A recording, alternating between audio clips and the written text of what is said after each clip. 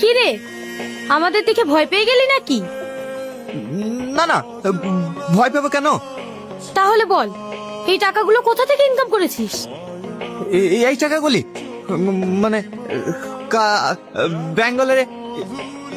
কি মিথ্যে কথা সাজাতে পারছিস না? হাহ, পারবি কি করে?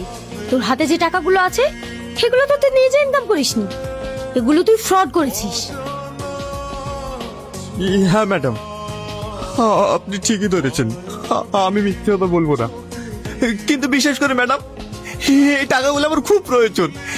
এই টাকাগুলো না পেলে আমার মায়ের অপারেশন হবে না। তুই কেমন ছেলে, নিজের মাকে বাঁচানোর জন্য পরের টাকা চুরি করতে হয়? এইসব মিথ্যা কথা না আমাদের সামনে বলিস না। না ম্যাডাম, আমি মিথ্যা কথা বলছি না। আপনি আমার সঙ্গে হসপিটালে চলুন, আপনি গেলে বুঝতে পারবেন।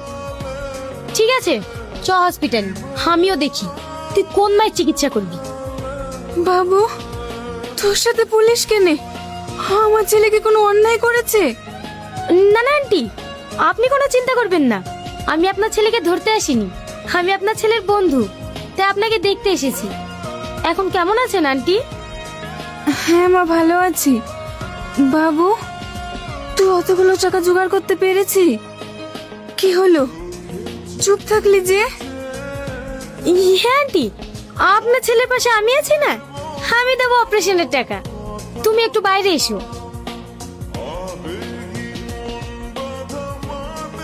মা তুমি আরাম করো, আমি একটু আসছি।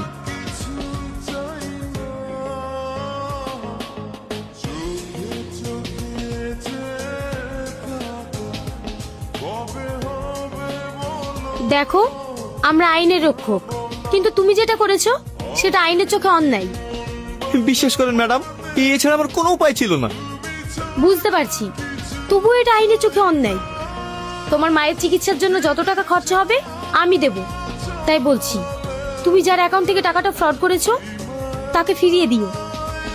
ম্যাডাম, আপনি আমার অনেক বড় উপকার করলেন, আপনাকে অনেক অনেক ধন্যবাদ।